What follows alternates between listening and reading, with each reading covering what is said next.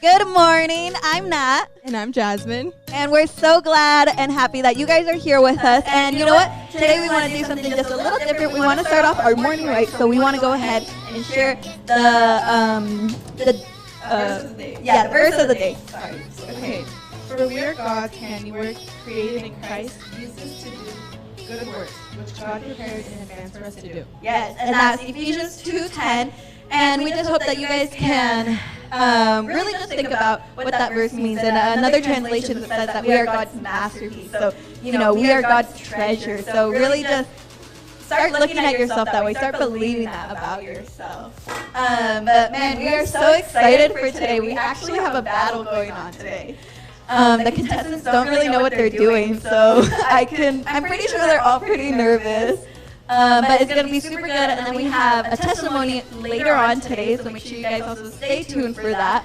But now we just want to go ahead and go into the birthdays.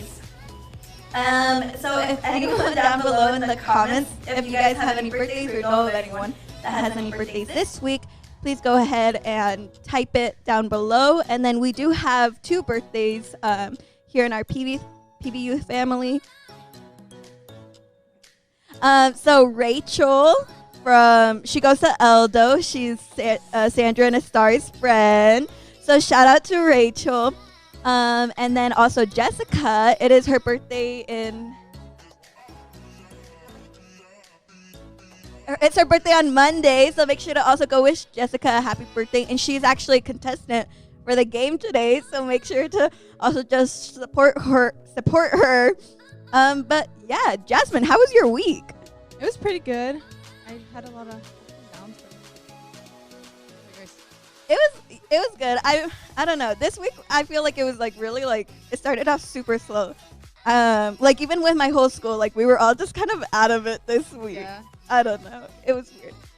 But should we go ahead and bring up some of the contestants Yes. to interview them? Okay. Astar and Jason. Oh. Astar and Alex. Come up. Come on. Oh. So, sorry, we know you've introduced yourself. I'm Estrella, Star, or a Star. All of the above. I'm Alex. Cano. Canoe? Canoe. Do you guys know what you guys are doing today? We know one of them, obviously. Yeah. Out but of that's the 3. Yeah, it's scary. So are you guys feeling any confidence at all? No. Oh, yeah. No, the thing is I have to say no, because then when I win, it's going to be like, wow, you know what I mean? Ooh, we'll see. Okay, so it's guys against girls. So you guys also have teammates, though. So you're with Jessica and you're with Jason. How are you feeling with your partner? Do you think that they're gonna help you win? I'm very positive. Very, very strongly believe in that. I'm counting on Jessica to carry our team right over here. I know she's going to do better than me, so Jessica, it's all on you.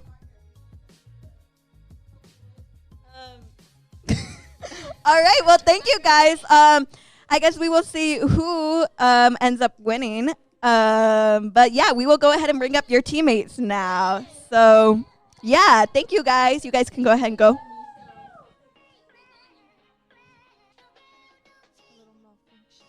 I know. Sorry about that. I don't know if you guys could hear that. But now let's bring up Jessica and Jason. Woo!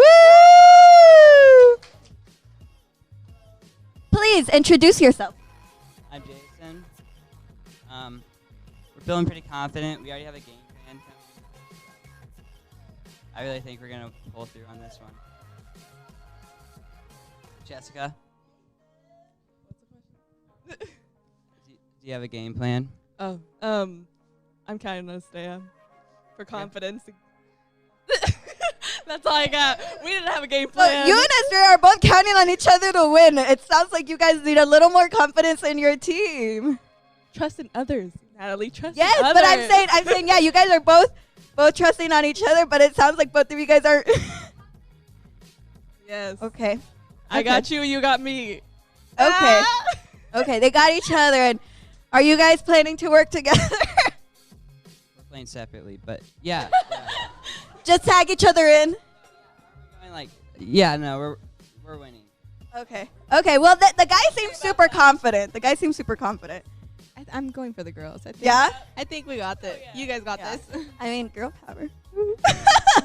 But are you guys excited for the game? Oh, I don't know what it is except this one. What do you think the other game is? I've seen the cookie one. I think you put anything. At least that's what. I don't know about them. I don't know. Either way, you're winning. Oh, I have a white shirt on, so I don't want to get dirty.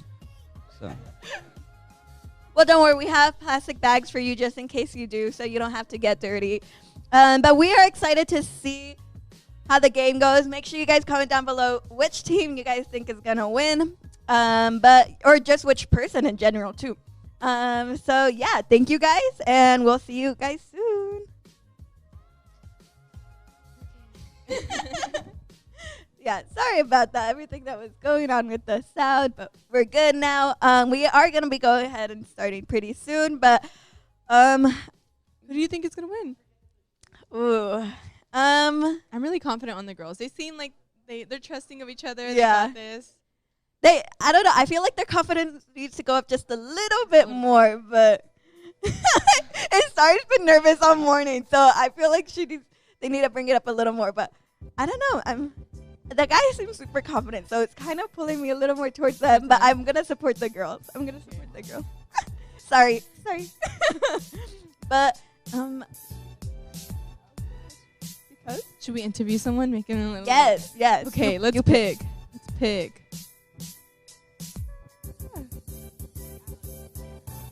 Otra vez? Otra vez? We can interview the contestants. Yeah. Do you wanna talk a little bit more about who you are for the people that don't know you? Yeah. This is our guest for this weekend. Alex, go ahead and introduce yourself a little more.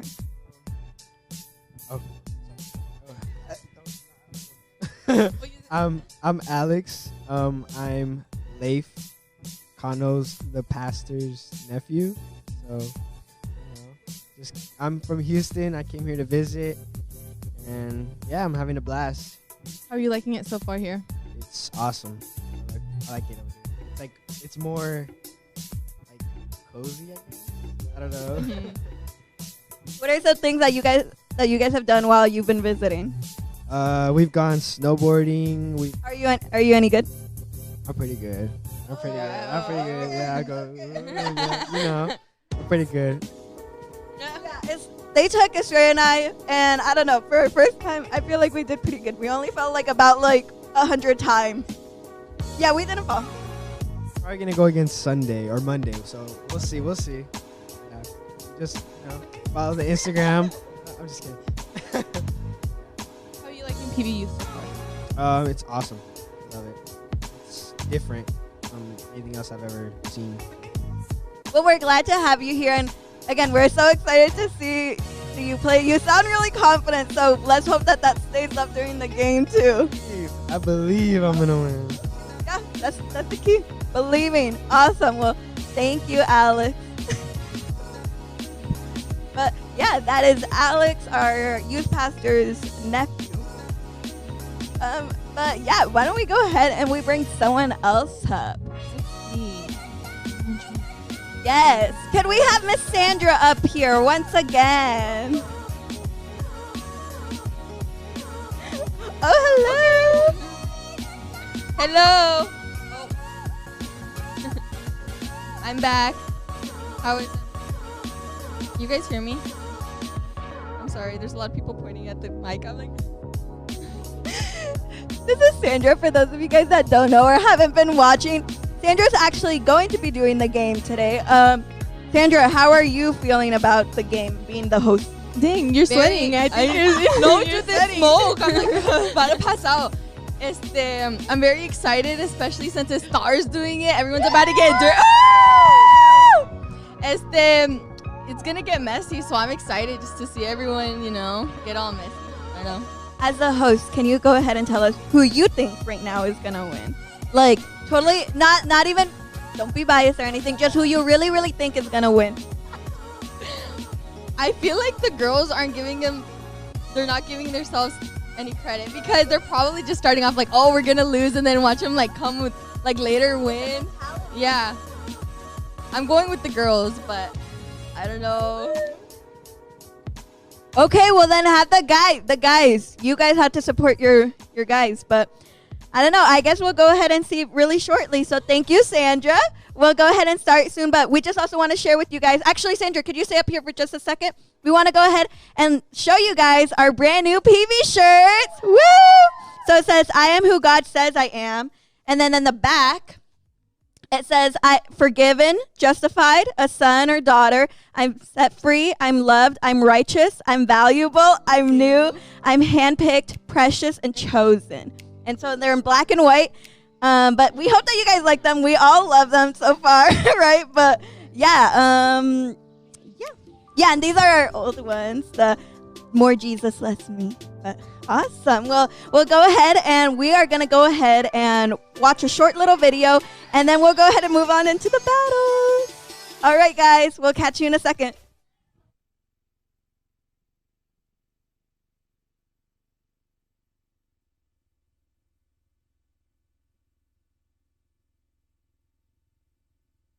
I think Matt should dance. I'm the judge. I think Matt should dance. Yeah, I like that. I think we should have Pastor Leif come dance. Oh! Yes, Pastor Leif.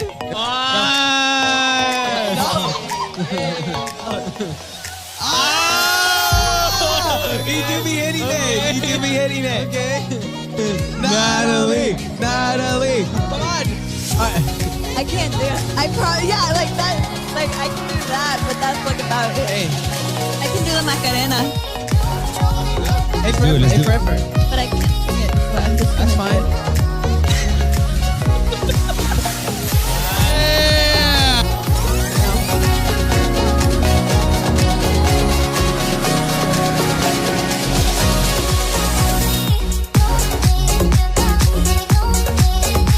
That was like a 4, by the way, but I don't know. I think Leif got I'll this take one. the 4. Okay, I did it.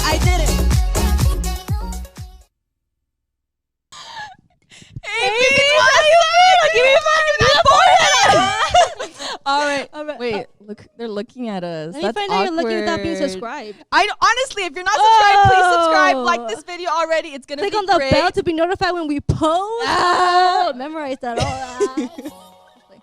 All right, Donna, how you been? I'm good. How are you? I've been great. But you know who's not gonna be good? The losing contestants. Let me find out. Girls or boys? Girl power. Oh. Place your bets down in the comments. Who's gonna win and who's gonna lose? On the left side, we have, please welcome. Oh yes, contestants. Jason and Alex. All right. And on the right side, we have the winning team. You're like, oh, that's Liv. We've got bias, Estrella and Jessica. All right, guys. So we have 3 games prepared today, and it's all about teamwork today. Okay, all about teamwork. Okay, Teamwork so for the first only. game, we have apple bobbing. I believe that's what it's called. Woo! Okay, so we have healthy. we being healthy today. Okay, so we have 10 apples in total for each team. So we're gonna have one person start first. So you guys could choose who's gonna go first. Maybe the fastest, maybe the Rochambeau? smartest, maybe the. Oh, so I'm us. kidding. We're like, okay. So we're gonna have someone start here, and you guys are gonna have to get all these 5 apples out and put it into your own bowl. I mean, if you want to put it into your own bowl, and then once you get your 5 out, you guys are gonna switch out with your teammate, and we're gonna put these in for you guys, and they're gonna have to get those 5 out, and then first team to get the 10 apples into the bowl wins. So even if you're the fastest one on the first round, if your second partner doesn't get them faster than the other team, it could cost you this round. It could. Yes. Teamwork. We're done with this one, then we put the other one first. Yeah, we'll do that for you guys, We'll and then do your that for you teammate. guys, All right. You guys any questions? Any preguntas, comments, concerns? Or like anything like. Sure. Yeah. Tiburones from their mouth. That's crazy. That's crazy. That's wild. Any more questions? Or no? Let the games begin. Let the games begin. The Hunger Games. The Hunger Games. Okay. Okay, who's So gonna go choose first? someone to go first. Little Rochambeau.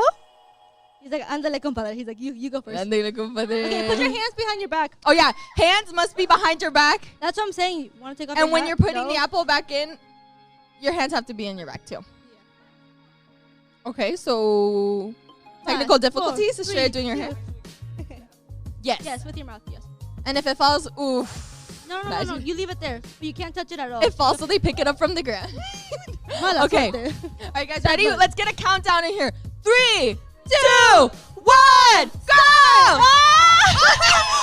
Oh, shoot! Let's go! Wait, put his apples in there when he's done. Come on. Oh! Let's go! We're winning. We're winning. Let's We're go. winning. Come on, Shreya! Oh, that was good! Hands behind your back!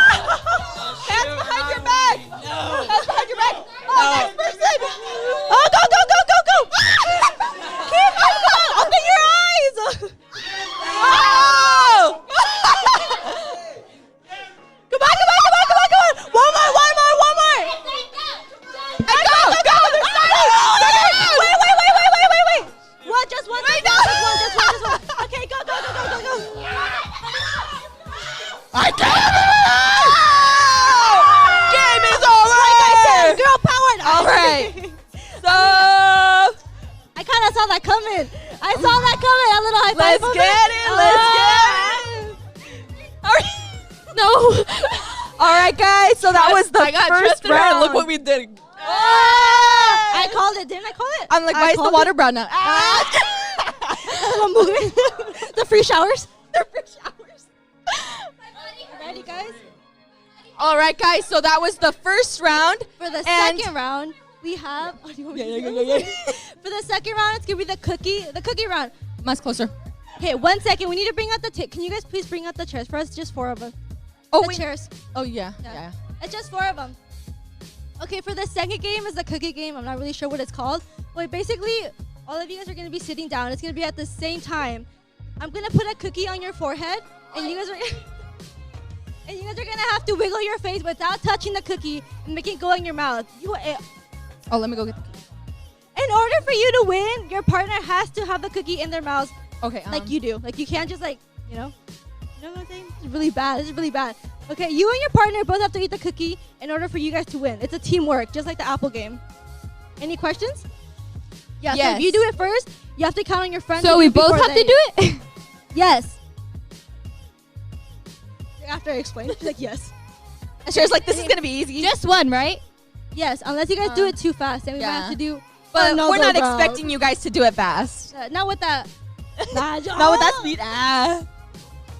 Not with that. Oh. Sandra did. What? Well, What Sandra, forehead? well, the 5 head. Okay, so. Just coming for my forehead today, huh? Ah, just leave poor Star alone. Okay, so let's bring the cookies out. Let's All bring right, the bring the cookies galletas out. out. You want to put them on? Comment so you guys are Yeah, gonna think you it's guys. gonna We're win. starting off with 1, but if you guys do it too fast, then we're gonna have to do another. So one. remember, if Shreya finishes before you do, they have a chance of winning. Make sure. No, at the same time. Oh, yes, you do it at the same time. Yeah, at the same But time. like, if it takes her longer, then you're it's gonna like have to. it's like the apple game. Yes. Yeah, yes. You kind of need to take your hat off. All right, you guys. Heads back. Cookies on foreheads, and we're gonna get a right? If countdown. it falls, you put it on your forehead again. You can't just like. No, yeah. If it falls, put it back on your forehead, so it's like restarting. Yeah. So Shreya, if you win the like before anyone No else, hand. you have to have your friend do it at the same speed. Dude, I feel like I shouldn't be explaining these games. I'm like confusing myself. Basically, we just both have to get it before them. Yes, and no hands. We use like 20 words. She used like 3. I'm like, yeah.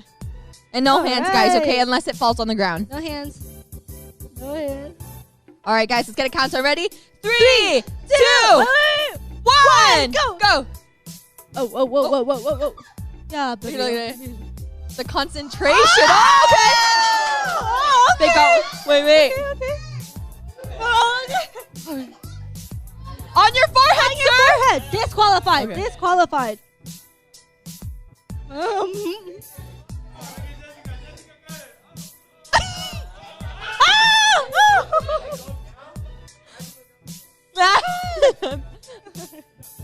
He's like, don't give my advice. Not for you guys. No tips for you guys. Yeah, calm down, calm down. Oh! Open your mouth, Wiz!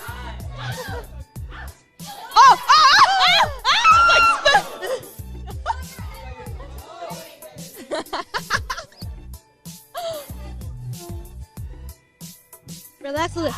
Oh, you go too fast in it. Relax a little bit. Relax a little bit. Slowly. Gonna zoom in on that forehead. No, I'm just kidding. That's fine. Wait, no head. Oh!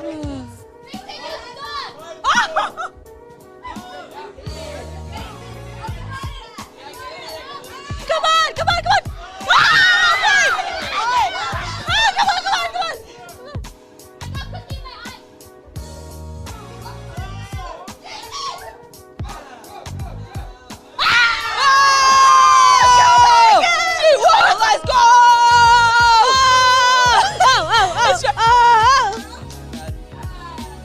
Where's your confidence now? Wait. One more round? What do you guys think? One more round or what's the next one? Just kidding. All right, just kidding. That was it for the cookie game. Yeah. What? All right. All right, guys. So we are actually gonna get rid of these chairs for the next Bring in game. 2 other chairs, please. Oh, they're right here. Never mind.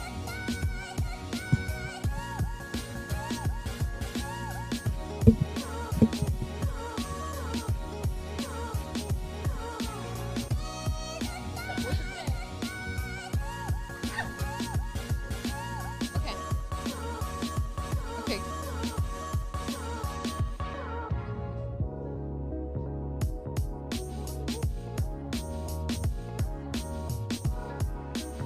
So they don't fall. Yeah.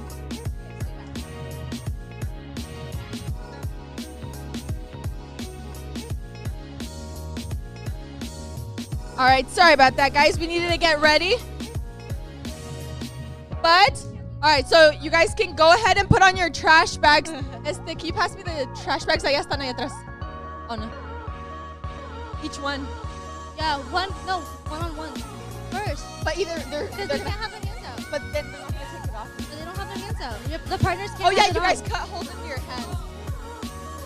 No, just for.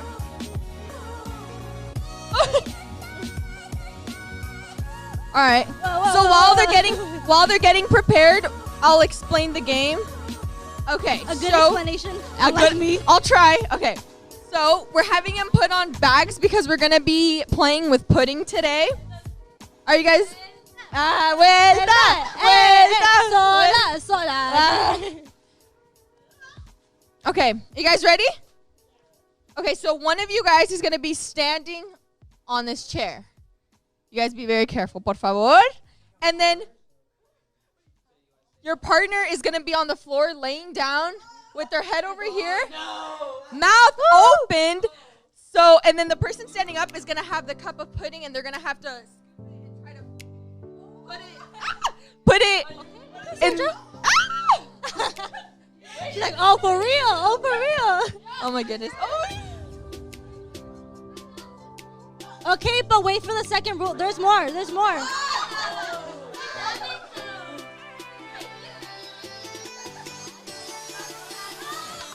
No, wait for it. There's more.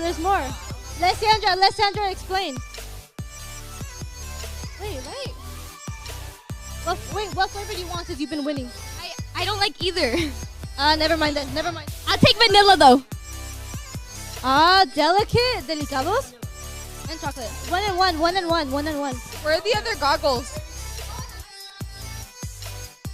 Sandy, did you finish explaining the game? Heard. Did you? Okay, after you guys are done with this, you're gonna have to trade with your partner. You're gonna. Well, we're trying to explain. You guys keep talking over us. You're gonna have to trade with your partner afterwards. Okay, so yes. Yeah? No, it's this way. It's this way. It's this way. Hey, another way. Another way. Yeah, there you go. No, like this way. This way! Wait, oh, would it be easier on the chairs? Yeah. Well, you're Yeah. Turn around, another way. He's like, oh, and you guys, wait, you guys, you have to have your hands.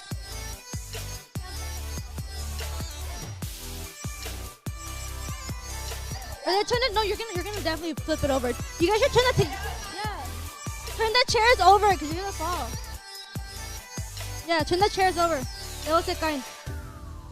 No.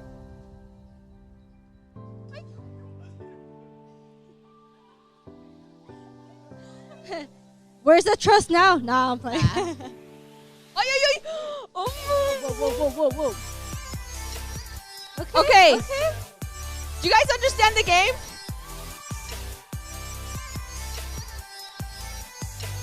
Do you guys get the game? All right, you guys ready? Okay, but listen, it's the same thing as the apple game. Once And the cookie. you finish the cup and get as much as you can, you guys switch. You get on the ground. Yeah. Switch, and then we'll give you guys a new pudding cup, okay? Are you guys ready? You Count guys down. gotta be gentle because they're gonna go back on you. Oh, yeah. Count down on Your 3, partner's gonna- 2, 1, go!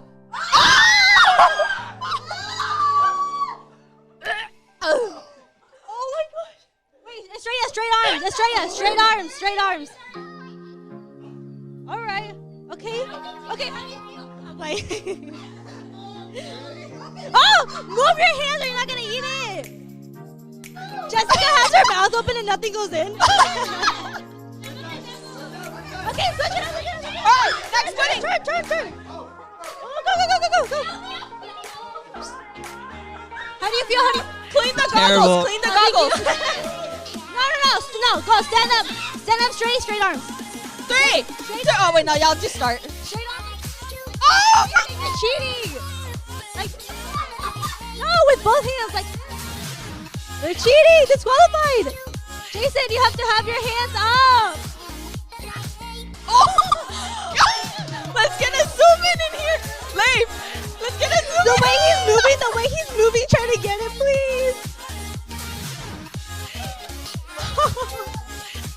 Okay, girls are done.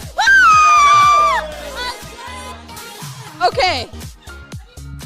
Where's your confidence now? All right, guys. Ooh. How do you feel? Let's get it. No comments. Ah! The girls won all 3 times. Let's get it. 3 times.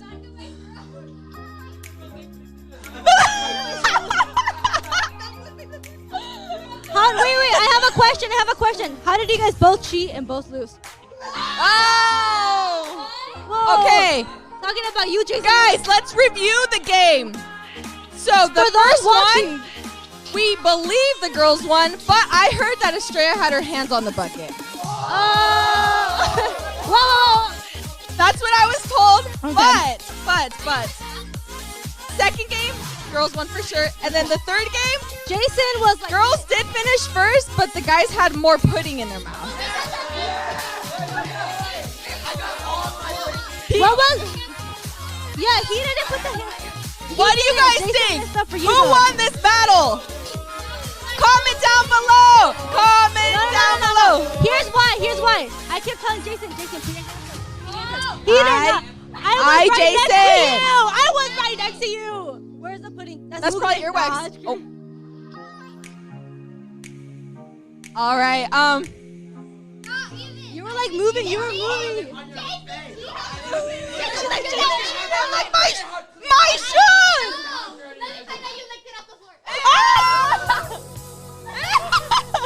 You're nasty. All right. So they look disgusting. So Thank you for watching us. that's our cue. Like and comment. Okay. Like and comment, subscribe if you want to see more of this next that week. bell.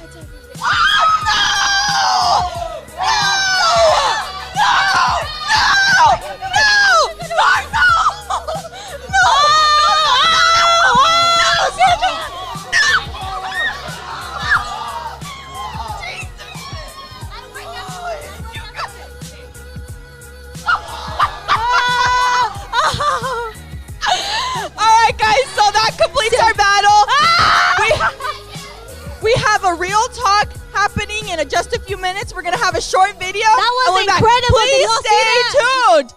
Everyone's a loser. Not me though. Speak for yourself.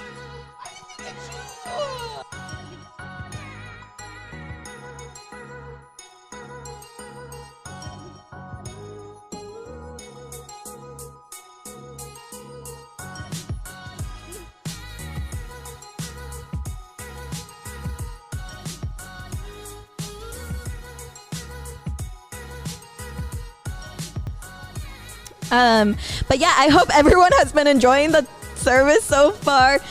I'm here. How's it going? Oh, it's pretty loud. Yeah. Hello. Oh, sorry. I turned it up a little bit. Is that better? For mine? No, put me a little bit up, actually. Yeah, perfect. Okay, perfect, cool. Perfect. Man, that was scary. I almost got pudding on me, so I just ran You a had little to bit. run. I sprinted. I don't like to sprint. Exactly. No, me either. And I used to play soccer, and I still don't like it. That's the only time I ever ran, if it was for sports. And now my personal trainer, he makes me run, and I'm like, why do you do this to me? Why are you doing this? It ain't about running.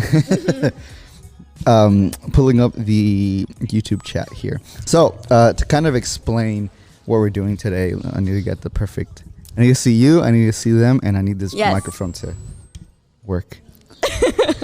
So today we have a guest speaker or guest interviewee, Nat. Yes. We're going to be interviewing Nat and part of her testimony, your story, your walk with God, how where you come from, where you are now. And yeah, so are you excited? I am very excited. I've told my testimony before, but it's not that I've really been like questioned about it. So I guess that part I'm a little nervous No, for. for sure. Yeah. No, because there's one thing is telling your story, and another is trying to get the nitty gritty out of when someone asks you. Oh, yeah. Now you have to really think about it. Definitely. Instead of just, putting it out there. Definitely. So, yeah, so we are, yes, for this, honestly, I think no music for this time. Yeah? Because we Ooh, want to okay. get very serious and very in-depth. Now I'm a little more nervous. So we're going to be asking Nat some questions today. You guys watching, if at any point in this interview you have any questions, please ask them in the chat. We'll read them and we'll answer. We'll have Nat answer them. I will try to answer them to the best of my ability. Yes. I'll interject when needed to answering, but again, as a reminder, we're interviewing Nat, so we want you to provide all of the good, all of the great, just coming straight in, Yeah. So, I may or may not have had a cookie during the game, so that was very good, very delicious. Ooh. So so if anyone ever has any questions, please remember to throw them in the chat, and we'll get going. So, Nat. Very first question for you today. All right, I'm ready for it. What is, to you, a testimony? To me, a testimony, when I think about testimony, I think about just sharing the great and wonderful things that have and it's not always just the good stuff, it's sharing your walk and your journey with God, all the good and all the bad, and, kind of the before and after part and the during, like when you meet Jesus and when you really when you just start believing in him and start living in that life, but then also just in the present and then looking forward to the future as well. So just kind of, your journey before Christ, during Christ, and, later on in the future. Perfect. I like how you mentioned the bad. We have like a little mouse going off in our headphones, by the way. It's like, it's adding on to the effects. Yes. Anyways, you mentioned the bad in a story and not the good. And the thing is, a lot of people sometimes think that it's only the good that has happened in your life. Yeah. Or the good that will happen in your life. So I'm curious to know what you think. Why is it that the bad is just as important as the good? I think the bad is just as important because it shows, for me, when I look at all the moments that when I was going through the most in my life, that is when I got my miracle. That is when I really met God face to face. That is the moment that, I realized that now I've grown so much. So I think that's why it's so important, because you get to see yourself at your lowest point, but you get to see the fact that that, you know, you changed and you were able to be something different. Like now you're something different and better. You're new in Christ. And I think that's why it's so important. And a lot of times we don't talk about the bad. So it's like, so many people, they think that in a testimony, you know, it's all about the good things that have happened. But, you know, we all have trials and tribulations. It even says in the Bible, like, you know, we will face that. So it's so important that we talk about that as well, because some people might not know how to deal with it. And they might not know that, like, they might think they're the only ones that have ever gone through this feeling or through this motion. But it's like, no, like, in some way or another, we've all gone through the same thing. Just maybe in different situations or at different times in our lives.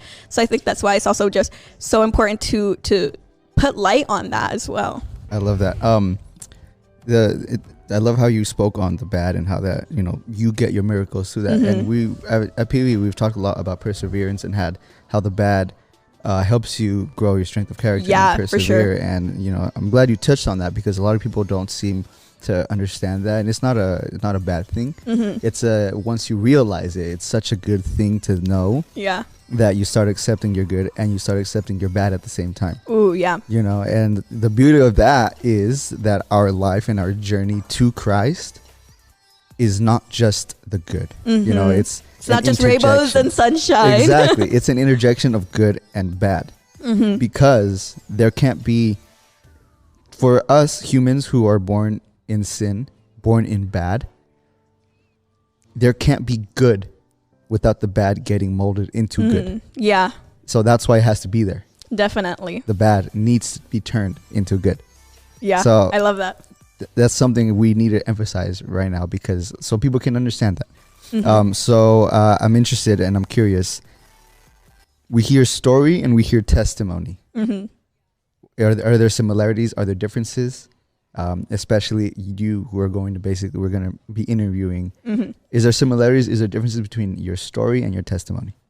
I think so. I think they kind of intertwine together. But I mean, I think of my testimony as, you know, kind of my life story. Like when I really like look back and people ask me certain questions, like I think of my testimony and I think of my walk with God. And I think it is important that they do go together, because for me, my relationship with God, like, it wasn't always like this, but my relationship with God right now is, and forever now will be, he is first in my life over everything. And before it wasn't like that, but now that I know that, like, so, and I walk like that, I'm new in Christ, that I've accepted Christ, you know, that I believe in him. So when people ask me stuff, I feel like I have to go to my testimony. I have to go to that story, just because that is who I am, and that was my past. It's not who I am anymore, but it's still it was still a part of me. And, you know, it always helps me too. Like if I'm going through something that I see is pretty similar, I can just always look back and be like, wait, I've experienced this before. Maybe let's not go this way. This isn't the way that God wants me to go. This isn't the way that, you know, God's leading me to. So your past isn't controlling you. Yes. But it's a reference to improve. Exactly. Love that. So I want to get started with your story, your life. So I know a lot of people already know you, especially online. You've led the talks almost every week. So, but for those of people that don't know you personally, who are you? Where are you from? What are you about? Okay, so I'll just start off by saying my name. I'm Natalie, but I prefer Nat, just because if people call me Natalie, I feel like I'm getting in trouble. So please don't call me Natalie. So your parents would say Natalie when yes, because I don't have a middle name, and that always surprises everyone. Shocker. But I don't have a middle name, so when people call me Natalie, that's like middle naming me. So yeah, but I'm Nat. I come from a family of 7. I'm the youngest out of 5. And our parents, when we were growing up, they taught us to know about God, you know, and we actually grew up Catholic, but we never went to the Catholic church here just because my dad didn't like it. And also my dad, he's a farmer, so he goes to farmers markets, and Saturdays and Sundays are always his busiest days. So, you know, we didn't really get to go to church too often, unless like we were in Mexico during the winter visiting my grandpa, who is sick and sadly has passed. But we would go to misa and everything. But yeah, church wasn't really too big of a thing in my life when I was growing up. But I did I did have somewhat of a connection with God, like as a little girl, like, and I look back now, I realized that I always had an excitement for God, and I feel like God was always showing me that I belong in this area, and I belong in this environment of a church, you know, of being a part of the church. I mean, like, there's this one thing that always comes to my mind is, like, one time we were in Mexico, and there was a bunch of us because it was, like, all of our cousins and everything, and we had two options. We could go to the rodeo with everyone, have fun, watch all, like, the bull riding and everything, or my grandma and one of my aunts, they were going to go to church. And I remember, like, I don't know, I was like, I want to go to church, but I want to go to the rodeo because everyone's going there. Yeah. And I was just having, like, this little, like, struggle. I'm, like, what, like 8 years old, maybe a little younger. But then I ended up going to church, to misa with my grandma and my aunt and everyone else. And it was just one of my other cousins. It was just us four that we went. And then everyone else went to the rodeo. And I remember thinking, like, man, I'm going to miss out. But then when we went, like, I don't know, like, I liked it and everything. And it's like, that's just one example. But I feel like, you know, even there, like, the fact that, like, what kid really chooses to go to church instead of, like, a rodeo or whatever? Or something fun in general. Yeah, like, so I feel like those were small little hints, even when I was young, that God was telling me that this is where I belong. This is a place that, like, I need to be. But, you know, then growing up, like, one of my favorite things was that we would all gather around in the living room and we would all do, like, our prayers. And then we would read a scripture from the Bible. And I remember I always wanted to read. I couldn't read. And to make it even worse, the Bible was in Spanish.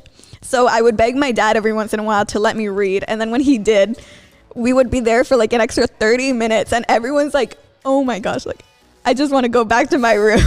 But I just remember that. And that was something that, like, I always loved that we did as a family. But then, you know, as we all got older, we stopped doing that. And God wasn't, I always knew God was there, but he wasn't that much of a big part in my life anymore. But it's like, it's funny because I had this one time where we were in middle school and one of my friends, he told me he didn't believe in God.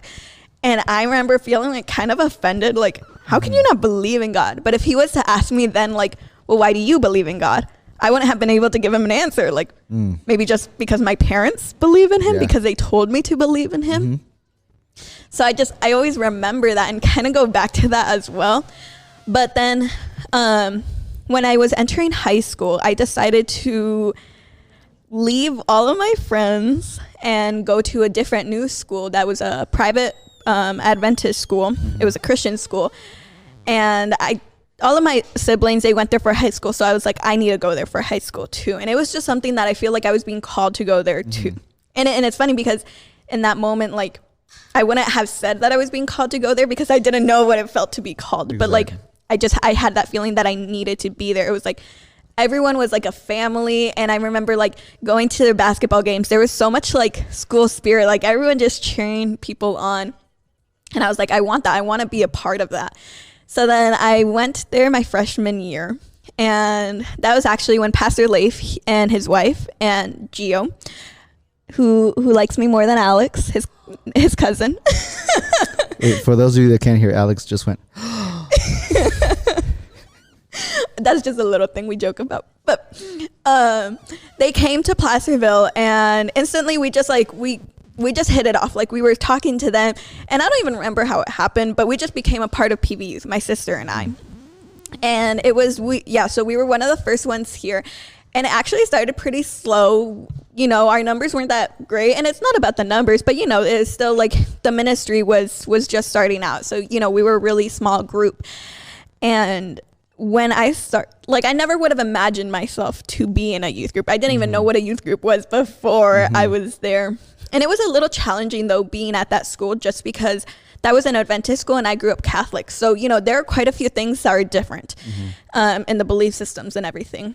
And I didn't know too much as well. So it's like sometimes when I'd be in Bible class, like, they'd be like, oh, obviously, like, everyone knows what this is. And I'm like, yeah. Like, no, I don't. But sure, I do. Like try to play it off. Like, but sometimes I felt like, you know, like, oh, I literally don't know anything. Maybe I'm not supposed to be here because I don't know anything. But then when, you know, PVYOUTH started and we started coming every Saturday for huddles and then going to church, I started having more of a craving for God. I started, you know, really trying to see what it's like to not just know about God, but have a relationship with God, believe in him. And then that's when I also started going to church regularly. Yes. Yeah, sorry. Sometimes I can't say words all the way. But I think it happens to all of us. Yeah. But you know, from there, it wasn't that like I immediately turned to God. I immediately had a relationship with him. It was something that I was growing into. And then my sophomore year comes, and I feel like that was just the worst year for me. Like, I remember feeling so desperate for God, like just for something to come rescue me. Because that year, my parents, they had separated. My mom, she had moved to Washington. And my 3 oldest siblings, they were gone doing college and just working. So it was just my sister Carla, my dad, and I at home. But Jerry, he was working a lot. So, you know, it was basically just me and Carla. And it was like, I took it really hard. It was always so hard for me to admit that I was taking it hard. Like, I didn't want people to know that I was taking it hard, but it obviously was showing so much. Yeah. Just because I inherited so much like anger inside of me. I started getting so much anxiety, like, and I never had anxiety before, but I started I had an injury. And then ever since then, like, I started like hyperventilating, but then with everything happening, that also led to me having panic attacks frequently. But then I don't know, I was just always so mad, and I felt like I was a ticking bomb. Like, if anything like happened, or like even if friends, like, they just made like small jokes, like, I was ready to explode. I was ready to go off on them. I just, you know, I felt so lonely because I was also just losing a lot of people in my life, especially like with my mom being gone. You know, it's like at that age, that's a moment where you need like both parents, you know, like you just need that presence. And I just like, I don't know, I felt really lonely, and I needed God. And I feel like I was also distancing myself from God as well in that moment too. And then it just happened to be that in all of that desperate moment for God, that's when he showed up for me. That's when like I met him face to face. And it was like, I was trying to help out a friend because she's my best friend, and she was saying that she wanted a relationship with God. I'm like, I have to help her. I have to. And that's when PVYOUTH, we just, someone donated Bibles so we can all have them. So I was like, hey, I'll get her one of the Bibles. And I was like, I was writing her a note inside, and I wanted to give her a little sense of hope for starting, you know, relationship with God. And, you know, if you're just handed a Bible, it's a little overwhelming if you know, you don't really know what to do with it, you know? Especially the ideas and the beliefs around it. Yes. And what you're supposed to do with the Bible. Exactly. It's intimidating. Yeah. And I wanted to give her a sense of hope that, you know, it's not just about reading the Bible or, you know, about religion, but it's about having that relationship with God and how the Bible helps you. And it literally is a guide to show you like how you can do that and how everything else in your life can come to play, you know? So I was like, okay, I did a quick little prayer with the Bible closed. I'm like, God, I need you to give me a sense of hope right now because I need something. So there's hope.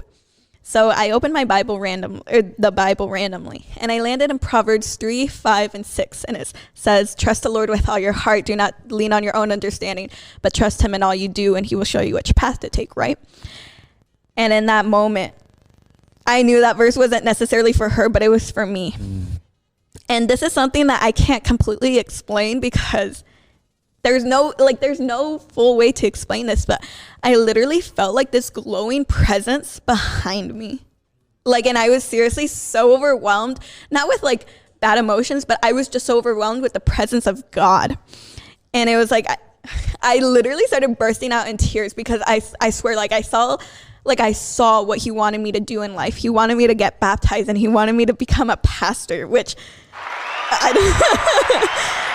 for me, like, it was also shocking, but in the moment, like, I couldn't respond to it. I was just so in like shock of his presence. And I swear I felt his hand on my shoulder and like him hugging me, telling me like, everything's okay. Like, he's got me. This is only temporary. This isn't who I am. This isn't where I'm going to be stuck in forever.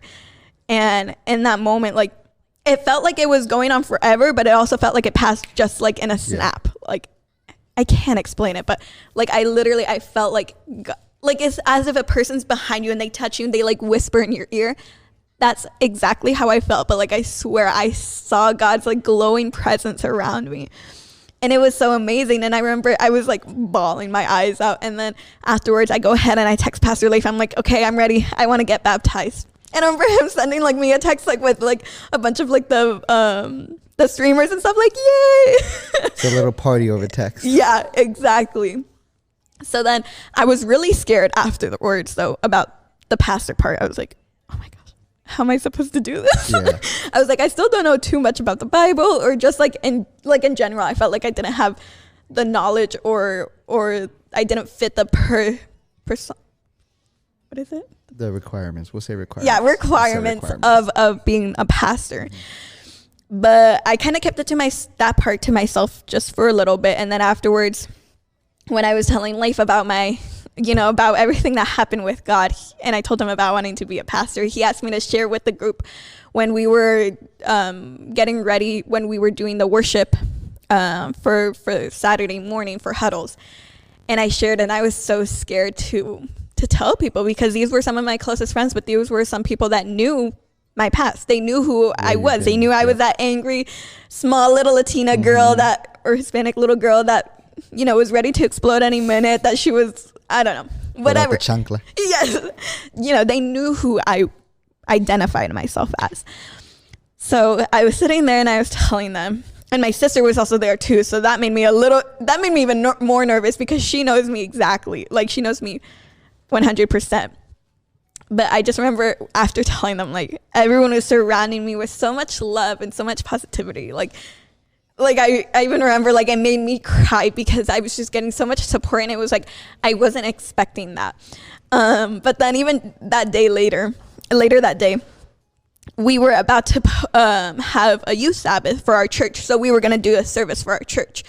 And Leif asked me, he's like, Nat, I know this might be a lot, but do you want to do the talk for the church service? And he's like, think about it. Don't tell me now, but think about it.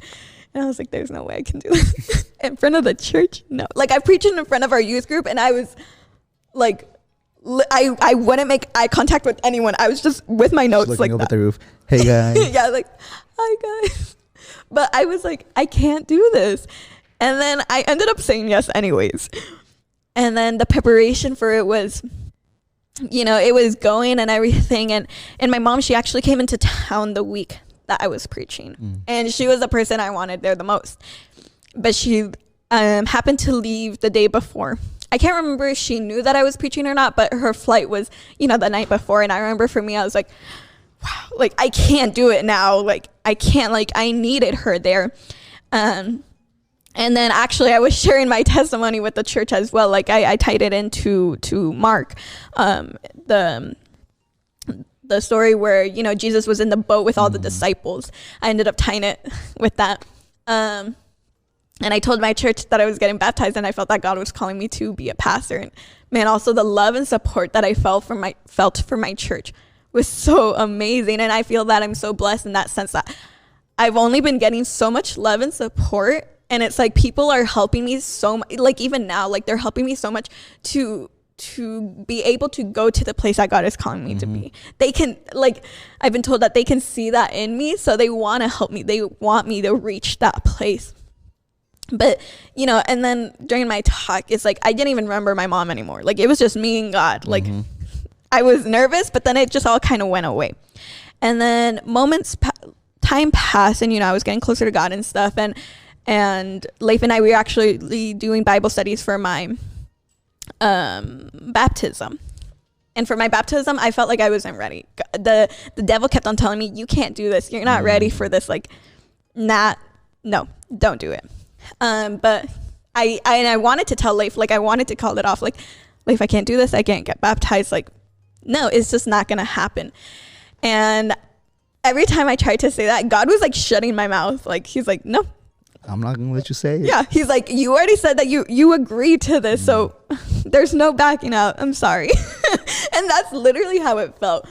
But then we went to Texas, because I actually I didn't get baptized at our church. I got baptized at Texas at a youth conference that we were going to. And Leif told me that he was going to open up the baptism to anyone else who wanted to get baptized. And I remember in that moment, I was feeling so selfish, like, no, this is my baptism.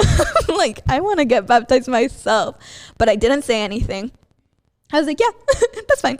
Sure, you do it. But man, I'm so glad that I never said anything, because in result of him opening up the baptism to everyone, I think there was like 15 other people that stood up and 15 other people that decided to get baptized, and it's a cause for celebration. Yeah, and some people that actually got baptized are here as well. But I'm also going to slow you down real quick. Yes, please. Before we get into this next part, because this next part is a powerful part. So I want to bring us down real quick. Yes. Sorry, I'm like speaking. No. I would have let you go in, but I want to make a point today with your story. So I want to go back down to your lowest point when your mom left and you were feeling anger and all these negative emotions. So I have a question for you.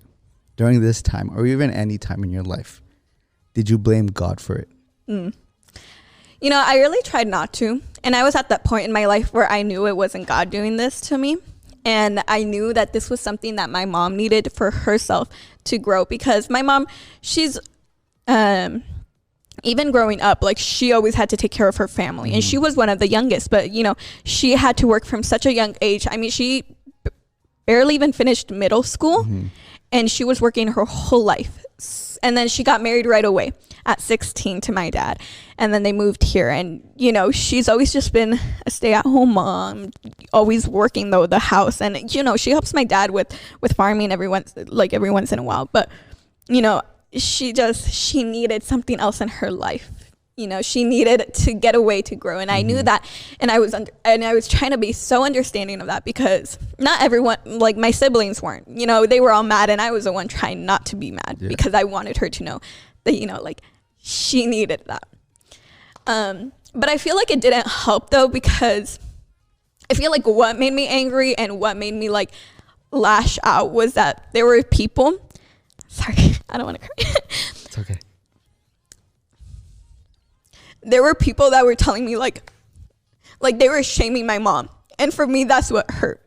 And I feel like that's what led me to have all this anger and like start inhabiting all these bad emotions that I was having and all the new bad habits that I picked up. And I feel like that's what kind of pushed me off. So it was like, I knew it wasn't God that was doing that to me. I knew that God had a greater plan, and I kept on telling myself that, because there were moments where, you know, the devil was trying to tell me like, God really took your mom. Like, are you? And like through people, it's not the people that, you know, were the ones that were pushing me, but it was like Satan, like through people and the things that they said, and they didn't even know that they like what they were saying was affecting me. But I had to always remind myself, there's a greater purpose for this. There's a reason for this. This isn't God's doing. Perfect. We're going to have a few questions here. So before we move forward, I want to get these questions. So we have 3 so far. So we're going to go with this one first. Sorry, there's 2 questions. But there's a comment I want to read for you real quick. This is from Michelle. What a beautiful moment. Thank you for sharing. God is and will lead you. So that's a comment for you. We'll go with this one. What changes did you see in your life, actions, attitudes, and problems?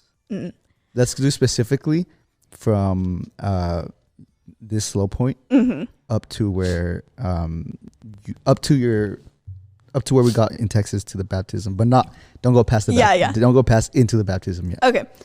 And then after this, we have a question from Estrella. Okay. So I was still a little angry. I feel like I had that in me for a long time. I let that control me for too long. But it was slowly going away. I wasn't as angry anymore. But I did start being pulled more to God. I did start trying to rely on God more and trying to really focus on what he was saying to me. And, you know, I started having so much excitement built up in me, you know, before the enemy was trying to mess with my mind, telling me that I'm not ready for this. I was having so much excitement. I was like, man, this is going to be great. Like, I'm going to get baptized in a lake. Like, this is going to be amazing. And my dad and my sister, they actually went on the trip with me. So I'm like, cool. Like, I'm going to have some family there. But I did start seeing a change in my attitude. But it was, in that moment, it was still like pretty small because I was still having the absence of my mom. And I wasn't relying on God as much as I should have, or as much as I like know that I could have, because I know that God could have taken that away right there in that moment, but I still hadn't fully accepted him. So I still felt like, you know, there was these moments that was just still super hard. And my mom, like, she almost was gonna go, but she didn't know that we were gonna do it in Texas. So if she did, she would have gone. She would have come, yeah. But you know, I mean, there's always a reason for that as well. But there was a slight change in my attitude. I started feeling more positive, and doing the Bible studies definitely helped me as well, because I started going more into the Bible and going more into depths of, you know, what baptism means, you know, this calling that I have in my life, like, it's a pretty big one. And especially to me, like, it's something that I'm trying to surround my life around. Like, that is like what God is calling me to do. That is my main point, and everything else can go around it. Like, it can be tied into it, but it can go around it. Like, that is what I'm focusing on. So yeah, I feel like there was a slight change, but not as much as now. Perfect. Estrella, you want to? Hello. I'm sorry, I can't see. There's like the light. This light is blinding us. Here, I'll stand up for you. Okay. Hi. Hi. Okay, so I actually had a comment for you, Nat, and a question for you. I just wanted to say that I always love when Nat shares her testimony, because it's just like such a great representation how like you're not too young. You're never too young to love Jesus and to get to know him. Yeah. I feel like that was like something you kind of struggle with. People were like kept telling you like, oh, you want to be a pastor? Are you sure? You still have your whole life ahead of you. Yeah. But like obviously you're like, no, this is like what I'm calling for. This is it for me. And I think it's so great because it's like something that like people that are watching can see, especially if they're youth or even if they're older, they can be like if they have kids, they like they can know like that you're never too young to know him. Yeah. That, like that's your goal, to know him. But I had a question that was like, it kind of goes back to what you were talking to before. You said that a kid, it was a boy, right? Yeah. He said that he didn't believe in Jesus. If he asked you now, why do you believe in Jesus? What would you say? I can say because because of that moment when God reached me, when I was at the lowest point where he showed me everything, it makes me sound like a crazy person for someone who doesn't believe in God. Like it will literally make you kind of sound crazy to them because they just don't understand it. But because of that encounter that I've had with him and from now where I am and just looking back into everything that I know is God's work and what he did in my life, it's like, how can I not believe in him? How could I not know that he's real? Because I've experienced him and I felt him. So it's like, for me, it's just my experience and the fact that I actually just, it's also just about opening your mind to the fact that, God is real. And then, once you start accepting that a little bit and then starts moving into that a little more, that's when you can really see it. And I feel like for me, that's what happened. Like I had to really open my mind to it and then be open to that idea, that there's a God. And then when I started doing that, I started seeing the work that God was doing in my life. But, God can do work in your life before you accept him, but he can't do that big, beautiful thing that he wants to do in your life until you accept him. Because there's only so much that he can do before you accept him, because he's a God of free will. He doesn't force himself upon us. So again, it's just something that you have to move into, that's something that you have to do. But, he helps you. It's not like he leaves it all on you. But yeah, I don't know if that answered. Yes, it did. Thank you. Okay. Going dark. Okay. So Estrella mentioned something that I caught very interesting that I want to bring up to this topic real quick. She mentioned people saying, why do you want to be a pastor if you have your whole life ahead of you? So I want you to speak on what is a true meaning of your life ahead of you in servitude of God. See, for me, because when those people say are you sure you want to be a pastor? Because a lot of people, they go into college not knowing what they want to do, or they say oh, but you might change your mind, but I'm like, no, this is it.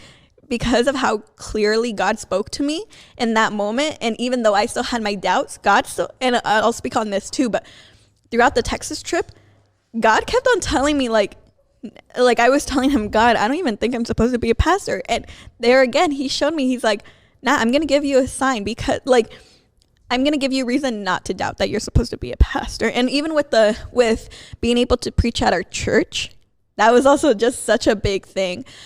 But for me, like, that is just something that I'm so set on, because I know that that's what God needs me to do. Mm-hmm.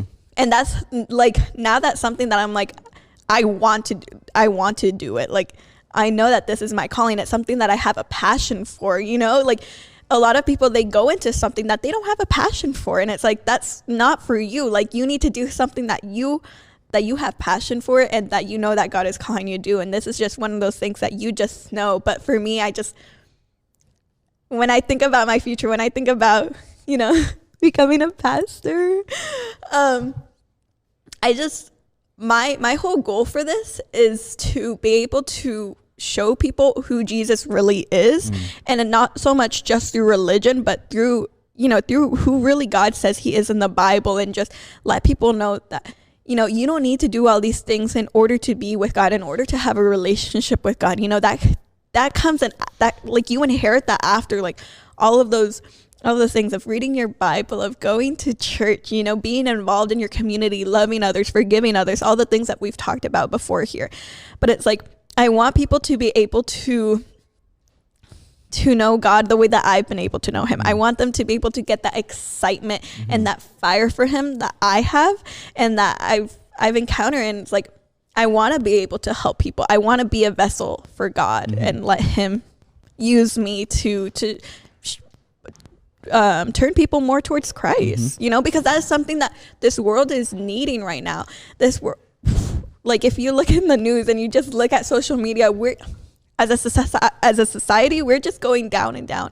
And this world is so desperate for Jesus. And it's like, I know that my mission, my mission is to be one of those people that helps lead people to Christ. And get them excited for the gospel. Get them excited, you know, not be like, I have to go to church, or I have to read my Bible. But they go like, yes, I get to read my Bible. Yes, I get to talk to God. Yes, I get to go and have community with my church.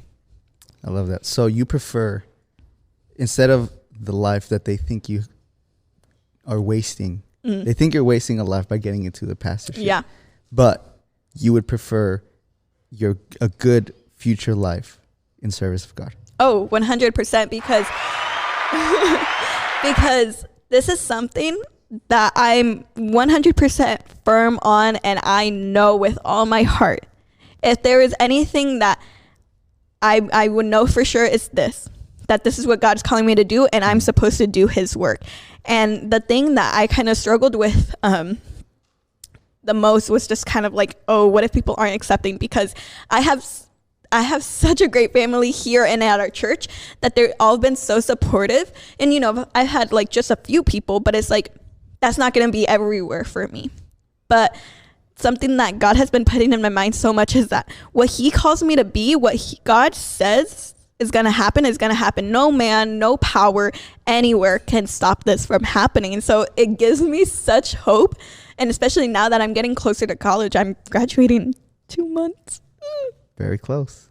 I don't like that, but I do, because I'm excited for the next chapter in my life. But it's like, God's been giving me that hope that, I said that this is what's going to happen. So trust me, it's going to happen. You don't need to worry about it. Like, if people try to stop you, they can't. This is God's doing. Like, nothing can stop it. So that just gives me a sense of hope that I know that this is where I'm meant to be. And it's like, if I get rejected somewhere, well, then that's not the place that God needed me to be. He needs me to be somewhere else. So if you were to ask me that, though, a while ago, I might have been a little more like, oh, I don't know. Yeah. But now I am so sure about it. Like, there's nothing else I'm going to do. Like, well, maybe if that changes in God's eyes, but, you know, that's the one thing that I'm for sure about, that I'm going to be a pastor.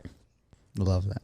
So let's get back to your baptism. So I'm curious, what lesson did you learn from this point in your life where people were creating a divide with you with your whole mom thing, Mhm. and you felt like people all around you were just being used by the devil to attack you. So, what lesson did you learn from this group of people Mhm. that disconnected from you versus the group of people that joined you Mm. in your baptism? You know, I feel like I had a hard time in that moment identifying who was who, just because I felt so overwhelmed with everything. Like, I just felt like I knew that not everyone was against me, but that's what I felt. That's the lie that the enemy was telling me, that everyone was against me, and that baptism showed me that they weren't. It showed me 100% that they weren't. That, you know, this family that I've created here at PV Youth, they're the one, like, you guys are the ones supporting me. My church family, they're the ones supporting me because they helped fund for us to go over there, for me to get baptized, because they actually didn't know that other people were going to get baptized. So, you know, in that moment, they were helping me. So to me, that felt great. But, you know, the enemy kept on putting in my head, like, you know, these people are still against you, you know, like, sure, you can get baptized, but will they still accept you as a pastor and stuff? But afterwards, I remember we were at the conference, and I started writing to God. Like, in my notes, I started telling him exactly how I felt, like all the doubts that I had in my baptism and the people around me. And at the conference, he just like washed them all away, because there was this part, and this was one of the parts where God confirmed to me that I was going to be a pastor again, because I was having my doubts. It was the very last sermon too of the whole conference. The pastor there, he was like, I'm going to pray over all of you right now, but I want to pray in specific groups. So if any of you want to go into ministry, please stand up. And I wasn't going to stand up. I didn't want to because I was so full of doubt. And I remember like just everyone like around me, they're like, Nat, what are you doing? Stand up. Because they had heard your testimony already. Yeah. Yeah, so I was like, shoot. I was like, okay, so I stood up and I'm standing there, and it's like my heart felt so heavy in that moment, just because like, you know, I still had this doubt, and I was like, I'm standing up, but I'm doubting the calling that God's giving me. Like, this doesn't go together. Mm-hmm. And so that pastor had prayed over me, and you know, the people around me, they were putting their hands on me. And the thing that I find so amazing is I didn't know. So we actually went with Pastor Leif's brother. We went with their youth group too, and we were all sitting in the same spot. And at that moment that everyone was praying for me, one of the kids, shout out to Andrew, my mejor amigo. Hi, Andrew. He took a picture of me and people praying over me. They literally have their hands over me, and I didn't even know him at the time. Yeah. And for some reason, like we were talking just a little bit, and we got each other's Snapchat. And I go through his story, and I see that that's me, and I'm like, oh my gosh, this is so cool. So it's like I had that picture now of, you know, that moment of, you know, people praying over me, and like God reassuring me that I'm gonna be a pastor. But to me, that was just such a great moment. That was an eye-opening moment as well. Just the fact that, you know, God is for me, and the people that are here, they're here to support me as well. And then also just when we were in the houses together, like, we didn't have our phones, because this was a time for us to grow together and, you know, be away from our phones. You know, we're in another state. Like, this is a time for us to grow. And I remember having several talks with Estrella, with Natalie, and Jessica as well. And man, like, I really felt like so much love. And I was like, wow, like, of course these people are for me. They're not against me. Like, they want to help me. They want me to reach my goal. So for me, like, just that whole trip, I feel was eye-opening to the fact that, you know, those people are those people are for me. And I feel like even the people that were against me, they're not really against me, just because I feel like that was just like the enemy working through them, just because some of those people I trust like a lot, but it's like they just didn't understand the situation, because they've never been in a situation like that. So I feel like they didn't know how to respond in it in any other way, or how to comfort, like what I needed to be comforted in that moment. And a miracle happened during your baptism. Yes. Where 2 people out of the 15 joined you in your journey. Yeah. So what was that? Who were they? And how did you see the power of God working in that? So, the 2 people that joined me, oh my gosh, you're making me cry. We said we're gonna. Okay, I can promise. I'm just gonna say this now. I was never this emotional before until I accepted Christ. I'm literally like waterworks. Like I cry about everything. The Bible says God replaces your heart of stone for a heart of flesh. So yes, I'm not kidding. Like I cry about everything now. That is good, but it's good, like a joyful cry. The smallest verse in the Bible is Jesus cried. Yeah, Jesus wept. Jesus wept. Jesus cried. Yeah. But the people that joined me was my dad, Jerry. That's not his actual name. That's just a nickname we have for him. So I'm not being disrespectful. For a lot of people, they go like, you call your dad by his name? That's not his name. It's just a nickname. But my dad joined me and my sister Carla joined me. And in that moment, like when they were standing up, like, because a lot of people already stood up, and then it was like my sister Carla and my dad, they were like one of the last ones. But when Carla stood up, like I remember, like I was like, whew, like I'm not the only one in my family. Like Carla's getting baptized too, and I know that's something that she also wanted as well. But then I remember when my dad said, because we're Catholic, so you baptize the baby like when they're pretty much newborns. So we've already actually been baptized. So my dad, he stood up and he's like, he's like, is it okay if I've already been baptized and I get baptized again? And they're like, yeah, for sure. So for me, that was just such, like, my heart felt so full, and I started feeling more of a connection with my dad and my sister, because I feel like, my dad was always working and he was always providing for us, and I know how much he loves me. But, growing up, it was kind of hard to have that emotional connection just because I didn't get to see him as much, or we weren't that family that really shared their feelings with each other.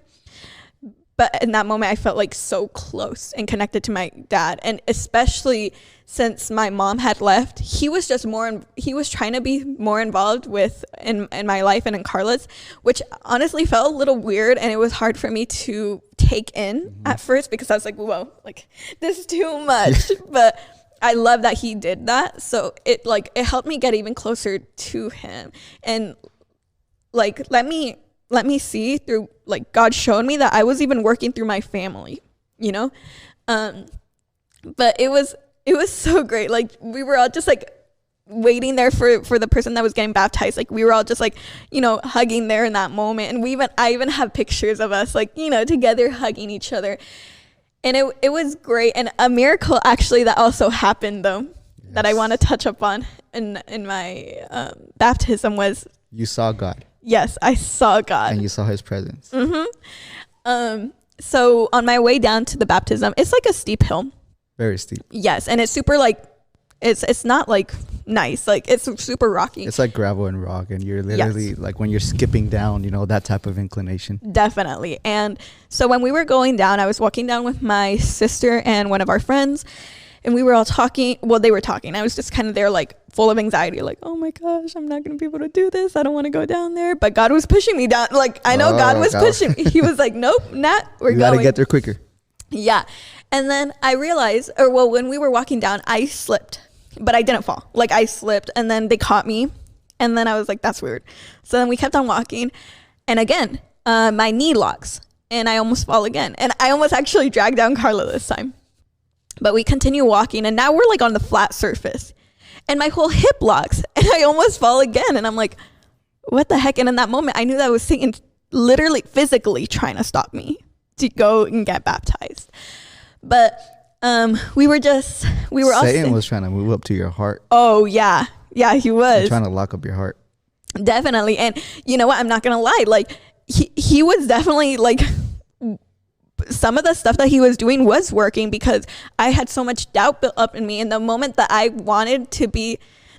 pictured to be the greatest moment of my life, he was trying to ruin it. It's like at a wedding, when people say, like, if anyone here ejects, like, say I do, it's like he was the one trying to say, like, I do. Yes. And it's like, that was what it felt like. I was having so much stress when it should have just been a moment of joy. And it all was like coming up at one moment. I was like, okay, I separated myself from everyone else. And I did a prayer, and I was like, God, I really, really need you now. I need you to give me peace. I need you to take all of this stress and everything away. Like, I'm doubting right here that I should get baptized. I need you to take that away. And I'm not kidding you. It felt like time stood still. Like, in the movies, how they do it, like, they focus on one person and everyone's like in slow motion in the background. I'm not kidding. That's how it felt. I happened to look up, and there's this white bird flying over me. And instantly, I was overwhelmed with peace. I was like, okay, I'm getting baptized. I'm getting baptized. And in that moment, I knew, I'm like, this is what God's calling me to do. Yeah. This is what God's telling me to do. And then there, again, it goes. What God says, it's going to happen. No one can stop it. Not even the devil. He couldn't stop it. He tried to, but he couldn't stop it. Because what God says goes, you know? So it was just so beautiful. And I'm so happy that we did open up the baptism because, you know, I didn't know how many people were wanting to get baptized. And I'm pretty sure half of them didn't even know that they wanted to get baptized until that moment that God was calling them. But yeah, just the fact that I was able to get baptized with my dad and my sister was so special. And I feel like it creates a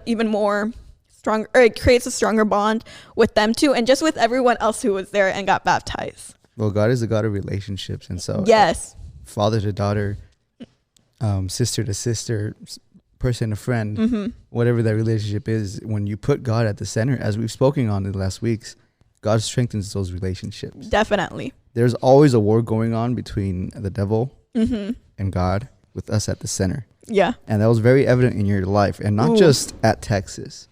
This has been going on for years, since you were born. The devil has been trying to get at you, and pull you away, because you yourself said you sensed that there was always that God was always trying to call you to something, even at 8 years old and younger, and even though you didn't realize it back then. I didn't know that was a calling. Yes. Like I just had a feeling. Exactly. And because of that, the devil was like, nah, I gotta stop this. This isn't gonna happen. And I love what you said, that what God says goes. It doesn't matter. And so even at the moment, right before your baptism, and the devil was there saying, nah, you ain't going to do this. Even then, God was like, look, Nat, I'm here. Yeah. Yeah. And here's the beautiful thing, that just his presence alone is what stopped the devil. And it's like, in that moment, I was craving presence. Like, so not just in my baptism, but, you know, when I was preaching at the church the very first time and the second time and the third time, there was always a person that I wanted there that wasn't there.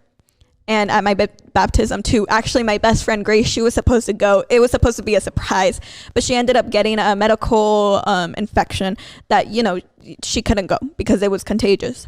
So it's like I was missing her. I was missing my mom. And then in the midst of all of it, it's like, I don't know how I didn't realize that God was the only one I needed there. And it's like, I did like in the moment, it's like, yeah, everyone else faded away. It was just me. When I'm preaching, it was just me and God. Like, maybe I want people there, but then in the end, I even forget that they're there. I even forget that I invited them. It's just me and God. And then at my baptism, I'm like, why am I longing for other people? Like, it's just me. Like, in the end, it's about me and God. It's like a baptism's like a wedding. Like, you know, I'm getting married. Like, I'm, you know, Jesus and I, we're making you know, we're starting this bond and everything. And it's like, yeah, everyone else, they're just like the guests that are here. Like, they don't matter. It's supposed to be the bride and the groom that matter, you know? And it's like, it took me too long to realize that. But you did. Yes. Because you saw, even if it was just looking back and not in the moment, that he was there the whole time, the whole way. Yeah. Always doing something to get you moving and not get you stuck. And it's like every time, because the devil, he was being so loud in my head, like extremely loud. Like, I remember one time when I was sharing my testimony, like way back, like a year ago when we were doing it on Zoom, I read out loud something that I wrote in Texas, you know, when the devil was attacking me. And I remember crying because, like, remembering how much anxiety and how much, like, doubt I had in my heart hurt. It hurt. And then, like, it's like every time the devil was trying to be so loud and take over my mind, God was even louder. Yeah. One of my favorite stories in the Bible is about this prophet living back in the times of Israel. And at this time, the king of Israel had turned the whole kingdom away from God, and up to the point where he started persecuting this prophet and people who believed in God. And so this prophet ran away and was trying to hide. And at one point he was crying out to God, like, I'm alone. There's no one left. It's just me. And God was like, nah, bro, there's thousands left. Yeah. And God didn't even have to say, I'm still here too. Because the prophet knew that God was there. But he felt alone. Yeah. And God was like, no, I'm here and there's others here. So even when you felt alone, even when you felt people disconnected from you, you know, and you realize, because you said it in this talk, in this interview, that there were still people trying to push you forward. Even though you were going through bad, there were people that were pushing you up. Even at the conference. Yeah. The pastor made the calling. You weren't going to move. And it took other people to say, get up. Yeah. Stand up. And I remember, because I was 3 rows back. And when he did the calling, I automatically looked at you. And I could only see the back of your head. I just felt so many eyes on me. And I was like, oh my gosh. I was like, nah, you better stand up. Like, don't make me get up and go get you up. And then you got up. And that's when that moment happened. And it was a very beautiful moment, because that was one of the instances where you, through the power of God, overcame the devil. And let him know he has no power. Yeah. And God said, devil, you're trying to pull Nat from me. I'm pulling Nat. Yeah. But I'm not stopping there. I'm pulling your sister. I'm pulling your dad. I'm pulling your friends. I'm pulling your Texas friends. I'm pulling everyone. Definitely.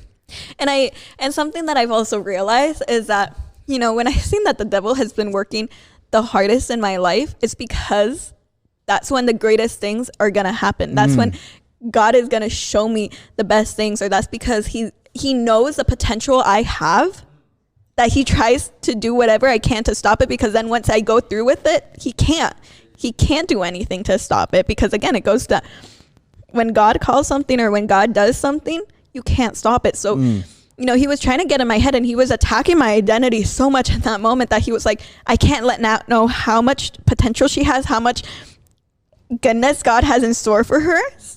And it worked for quite a bit. But then, you know, with everything, I'm like, how it's so obvious God is so for me, and he has so many great things. And, you know, continuously I had Leif and Kenya tell me, like, Nat, God has so many great things in your life. We can see the things that he's doing in your life. And for me, that was something that definitely helped keep me going, because I see them as second parents to me. So it was also, even in my baptism, it was so special that I had Leif baptizing me, because, you know, he's like a second dad to me, and Kenya's a second mom. And they've always been there for me, like mentally, you know, when I need the support, and then, you know, with the labs and just everything, they've just always been there for me as well since the moment that I've met them. So it's like, it's always so great to see that, you know, I also have that support from them. And those types of relationships are a reflection and an indication of just a slight bit of how great a relationship with God is. Yeah. Because God uses people like that in your life to say, you see how these people work for you and help you? I do even more. Yeah. And you realize that as you go, and when, you know, at one point in your life, you look back and you're like, God was great the whole time. And maybe you didn't realize it before, but that's something you start realizing as you go, and you've experienced it yourself. Definitely. Up to this point, and you're still strong in your path, because you know that there is no safer place to be than right in the middle of where God wants you to be. Definitely. And something that I do want to say, because even though I got baptized, I was still falling into the lies of the enemy. And I feel like I was expecting everything to change. And I knew, and I was told that, you know, Satan, he's going to throw more things your way now that you're baptized, now that you're giving your life to God. But, you know, even though I was giving my life to God, I didn't give it completely to him. So I was still going through so much. I was still doing the same exact things that I was doing, or I was doing even more stuff. And it got to a point where it was too much. And months passed. This was like, we got baptized in like July. And then it wasn't even until April of the next year that I truly let go, that I truly let God have my life.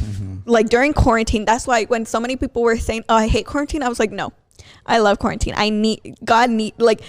This needed to happen. God used this for good.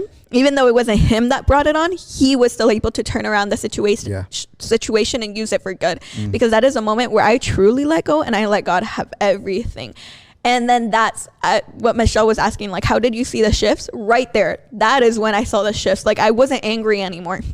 I was full of joy. Like, I remember just speaking to Leif and Kenya about it. Like, I'm like, I feel different. Like, I feel I feel better. I feel lighter. Like I feel like the burdens are all off. And they're like, Nat, you're living a new life in Christ. You're living the way that God wants you to live, the way that God intended for us to live. Originally, how God designed us to be, before sin and everything. And it's like, since that moment, it's been a year now that I've been living in this new life. And I can say, like, it's been amazing. Like, of course, like, I still have my times I've been down. But something that I want to, like, totally stress on is that I've been able to find true joy. And I've been able to let go of that anger that I held. And it's funny because I even have a cousin who, we joke around all the time, but he knew how I was. And he tries to get me back into that, as in try to make me mad. And it's so funny because when I don't fall for it, he gets mad. He goes like, why aren't you getting mad? And I'm like, sorry, bro, that's not me anymore. That ain't in my life anymore. Yeah. And it's like I've been able to experience true joy. And it's like, there were times in my life right now, like recently, that I was like, I felt like so much was going on. And, like with home, some stuff with friends or, whatever it was. And it's like, before I truly accepted Christ, like that was the thing that I would get so much anxiety or like get mad about. But then I was able to overlook all of that bad and still be happy, still have joy inside of me, and be like that doesn't, like it would have been such a huge thing for the old Nat, but for the new Nat, like it's so like it's not significant. It's so small. Like I saw it in the way that God sees it, like that's just a small little bump on the road. Like exactly, that's not the destination. Like there's more. So now that's like my mentality. Like I'm trying to see the things the way that God sees them. And I promise when you do that, it helps so much, just because the things that did have that you thought had a hold over your life, they no longer do. You don't live the same way anymore. You inherit the new characteristics that God intended you to have all along. Yeah. And like I can say like 100% I'm changed. And so many people tried to tell me or show me that I wasn't changing, especially when I first made that commitment back in March of 2020. They were like, Nat, why are you acting different? Why are you happy now? Like, I'm sorry. Can I not be happy? But like, can I not grow? Yeah, can I not grow? But no, it's like those people tried to show me or hold me back that I wasn't changing. I was like, sorry, God told me I'm new. I'm new.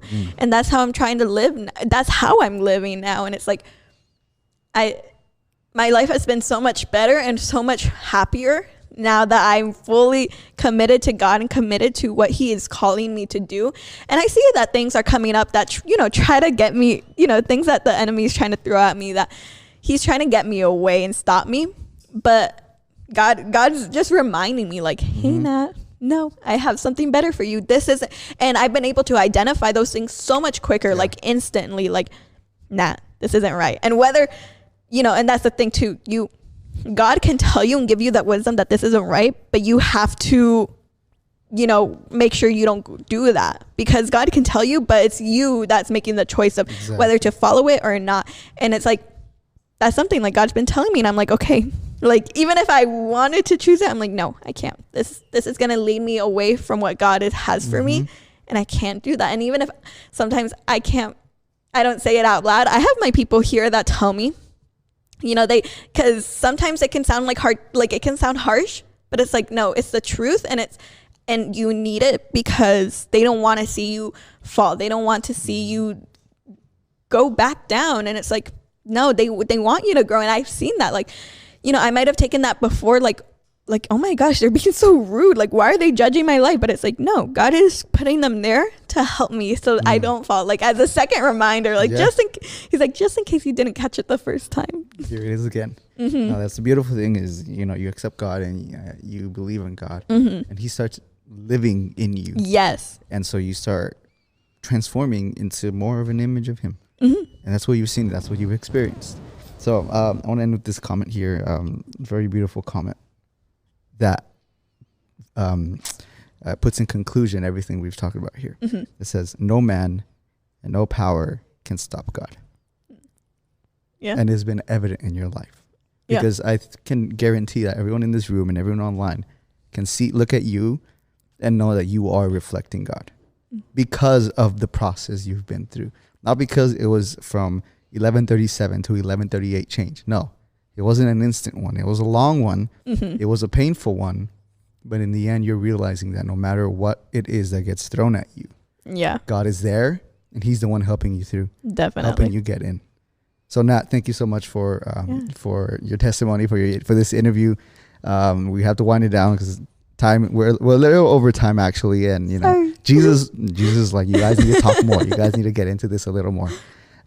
So we appreciate you sharing your testimony. I think we actually have one last comment from Estrella, maybe. Hi, sorry. It's just I wanted to just a quick question. It's because I don't want like anybody's comments to go like unseen or anything. But Trenton asked. He said, what kept you putting an effort into a youth group that had hardly anybody attending? So like obviously you said you're like one of the first people to attend this youth group, and it's obviously changed your life as it's changed like many of our lives. But did you ever feel discouraged being like, should I keep going? Like there's not that many people, like should I still keep going? Would more people come, or is it just gonna die down? Like what were your thoughts?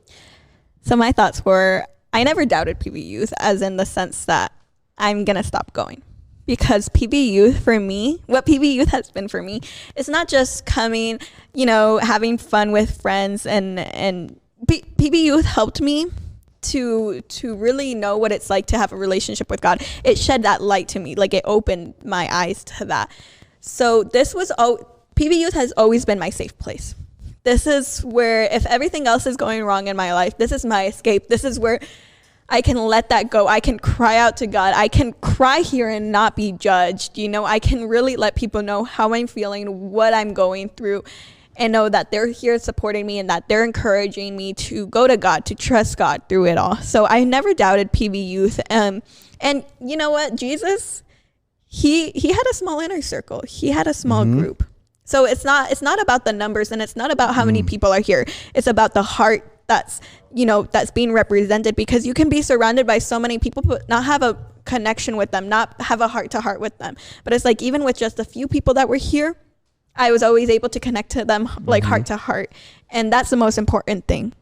So that's like my encouragement. Like this has always been my safe place. And this has always been like, I'm always so excited, like throughout the week. Like I get to go to PV Youth on Friday. I get to do this on Saturday. Like it's what brings me excitement, because this is something that I'm passionate about. And I'm literally so sad that I'm not going to be able to be a part of it here, like in person anymore, you know, when I go to college. And that's something that, you know, makes me also want to go like, maybe I can stay a little longer. I do online classes. Right. But no, like this is something that's always been so great for me. But I know that soon God is calling me to go somewhere else and to be somewhere else. And I'll always be a part of the PV family. Right? Like, okay. I'm like, right? Like I'm always welcomed. For those of you who didn't hear, he said, yeah, of course. Like whenever I'll visit, I'll always come back and, you know, visit PV. But, you know, I know that God is calling me to maybe even start a different like PV somewhere else. So, yeah. Again, just to touch up on that a little more also, attendance is not the problem. Attendance is never determines the work of God. Or the worth of God. You could be talking to one single person. That person is going to take something out of it. Yeah. Jesus called 12 disciples, not 50, not 100, not the whole country of Israel. Jesus spoke to one Samaritan woman. Yeah. Which then led to the entire people in that town to hear. Sometimes God starts small. Yeah. Most of the time, God starts small. Look at our planet. We're one of the smallest planets in the entire universe.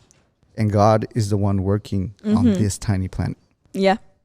So, yeah, just to finish up with that thought and that comment. But, Nat, thank you so much for sharing your story. I know people are going to be blessed by this because it's God's work. And just one last comment. Be confident in if God is calling you to do something and you know that that's God's work, be confident in what you do. Be confident in God, in you, and just be confident in general, you know? Yes. I think for me, that was a big thing. Good. It shows. God is doing good things in your life. God is doing good things in everyone's life. So yes, all of you guys watching, always go to God. God is going to make everything possible. Boldly. And everything is going to work out because it's the one God working for you, not us putting in any of the heavy work. Yeah. So yeah. Thank you guys for watching. You guys in the comments, thank you for the questions. Hope you all have a good week. Tune in during the week because this is gonna go up, so you'll be able to go back and watch this whole video and this whole talk. And if you have any other questions, feel free to comment on the video, and we'll do our best to answer. So, right. Nat, you have a good week too. Thank you. You too. And we'll see y'all later. Bye, Adios. guys.